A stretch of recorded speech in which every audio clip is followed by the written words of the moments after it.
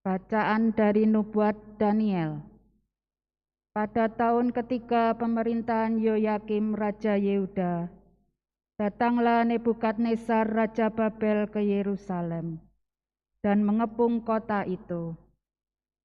Tuhan menyerahkan Yoyakim Raja Yehuda dan juga sebagian dari perkakas-perkakas di rumah Allah ke dalam tangan Nebukadnezar.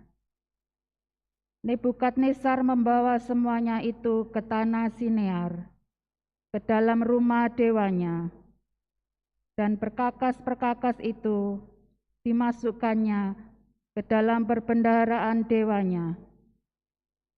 Lalu Nebukadnezar bertitah kepada Aspenas, kepala istananya, untuk membawa beberapa orang muda Israel yang berasal dari keturunan raja atau dari kaum bangsawan. Pemuda-pemuda itu hendaknya tidak bercela, berperawakan baik, memahami berbagai-bagai hikmat, berpengetahuan luas, dan mempunyai pengertian tentang ilmu. Pendek kata, hendaknya orang-orang yang cakap untuk bekerja dalam istana raja. Hendaknya mereka diajar tulisan dan bahasa orang Kasim, dan raja menetapkan bagi mereka jatah makanan setiap hari dari santapan raja, dan jatah minuman dari anggur yang biasa diminum raja. Mereka harus dididik selama 3 tahun, dan sesudah itu mereka harus bekerja pada raja. Di antara mereka itu ada juga beberapa orang Yehuda, yakni Daniel, Hanaya, Misael, dan Asarya. Tetapi Daniel bertekad untuk tidak menajiskan diri dengan santapan raja dan dengan anggur yang biasa diminum raja. Maka ia minta kepada pemimpin pegawai istana itu supaya ia tidak usah menajiskan diri. Maka Allah mengaruniakan kepada Daniel kasih dan sayang dari pemimpin pegawai istana itu. Namun katanya, makanan dan minuman telah ditetapkan oleh raja sendiri. Aku takut kalau tuanku raja berpendapat bahwa kalian kelihatan kurang sehat dibandingkan dengan pemuda-pemuda lain yang sebaya dengan kalian. Nanti akulah yang dipersalahkan oleh raja, oleh karena kalian. Kemudian berkatalah Daniel kepada penjenang, yang telah diangkat oleh pemimpin pegawai istana, untuk mengawasi Daniel, Hanaya, Misael, dan Asarya. Adakanlah percobaan dengan hamba-hambamu ini selama 10 hari. Dan biarlah kami diberi sayur sebagai makanan dan air sebagai minuman. Sesudah itu, bandingkanlah perawakan kami dengan perawakan pemuda-pemuda yang makan dari santapan raja. Kemudian perlakukanlah hamba-hambamu ini sesuai dengan pendapatmu. Permintaan Daniel itu dikabulkannya. Maka diadakannya percobaan dengan mereka selama 10 hari. Setelah lewat 10 hari, ternyata perawakan mereka lebih baik, dan mereka kelihatan gemuk daripada semua pemuda lain yang telah makan dari santapan raja. Maka selanjutnya, penjenang itu selalu menyisihkan makan dan minuman yang disediakan bagi mereka dan memberikan sayur kepada mereka. Kepada keempat pemuda itu, Allah memberikan pengetahuan dan kepandaian tentang berbagai-bagai tulisan dan hikmat. Sedang Daniel juga mempunyai pengertian tentang berbagai-bagai penglihatan dan mimpi. Setelah lewat waktu yang ditetapkan raja, mereka sekalian harus dibawa menghadap. Maka dibawalah mereka oleh pemimpin pegawai istana itu menghadap Raja Nebukadnezar. Raja bercakap-cakap dengan mereka semua. Di antara mereka tidak didapati yang setara dengan Daniel, Hanaya, Misael, dan Azaria. Maka bekerjalah mereka itu pada raja dalam tiap-tiap masalah yang menuntun kebijaksanaan dan pengertian. Dan yang ditanyakan raja kepada mereka, ternyata mereka 10 kali lebih cerdas daripada semua orang berilmu dan semua ahli jambi di seluruh kerajaannya. Demikianlah sabda Tuhan. Syukur kepada Allah. Kepadamulah pujian selama segala abad. Kepadamulah pujian selama segala abad. Terpujilah Engkau Tuhan, Allah leluhur kami. Kepadamulah pujian selama segala abad. Terpujilah namamu yang mulia dan kudus. Kepadamulah pujian selama segala abad. Terpujilah Engkau dalam bait-Mu yang mulia dan kudus. Kepadamulah pujian selama segala abad. Terpujilah Engkau di atas tata kerajaan-Mu. Kepadamulah pujian selama segala abad. Terpujilah Engkau yang mendukai samudra raya. Kepadamulah pujian selama segala abad. Terpujilah Engkau di bentangan langit. Kepadamulah pujian selama segala abad. Haleluya, haleluya, haleluya.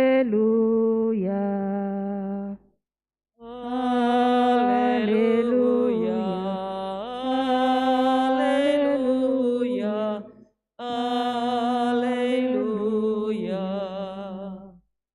Berjaga-jaga dan bersiap-siaplah, sebab Anak Manusia datang pada saat yang tidak kalian duga.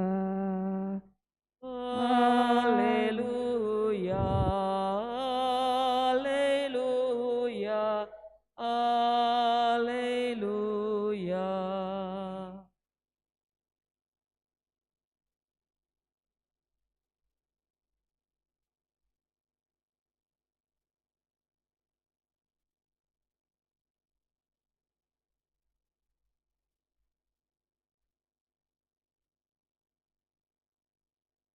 Tuhan bersamamu. Dan bersama rohmu.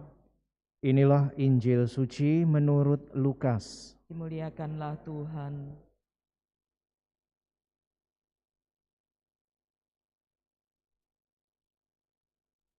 Di bait Allah tatkala mengangkat muka, Yesus melihat orang kaya memasukkan persembahan mereka ke dalam peti persembahan. Ia melihat juga seorang janda miskin memasukkan 2 peser ke dalam peti itu. Maka Yesus berkata, "Aku berkata kepadamu, sesungguhnya janda miskin ini memberi lebih banyak daripada semua orang itu. Sebab mereka semua memberikan persembahannya dari kelimpahannya, tetapi janda ini memberikan dari kekurangannya, bahkan ia memberikan seluruh nafkahnya." Demikianlah sabda Tuhan. Terpujilah Kristus.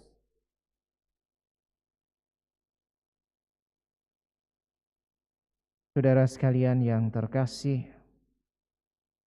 2 peser itu setara dengan 1/64 dari upah harian pada masa itu. Maka kita bisa merasakan kalau 1/64 dari penghasilan 1 hari atau upah 1 hari kerja, itu amatlah sedikit.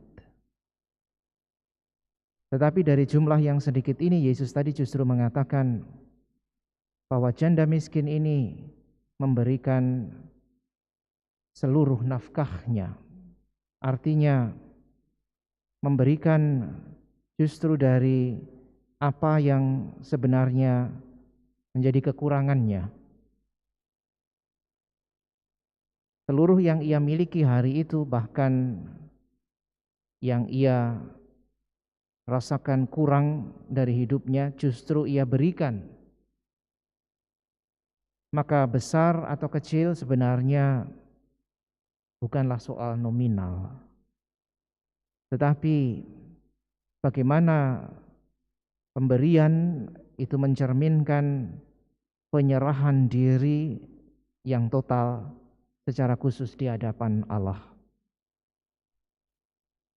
Yesus melihat pemberian diri janda miskin ini sebagai cerminan penyerahan diri kepada Allah secara total.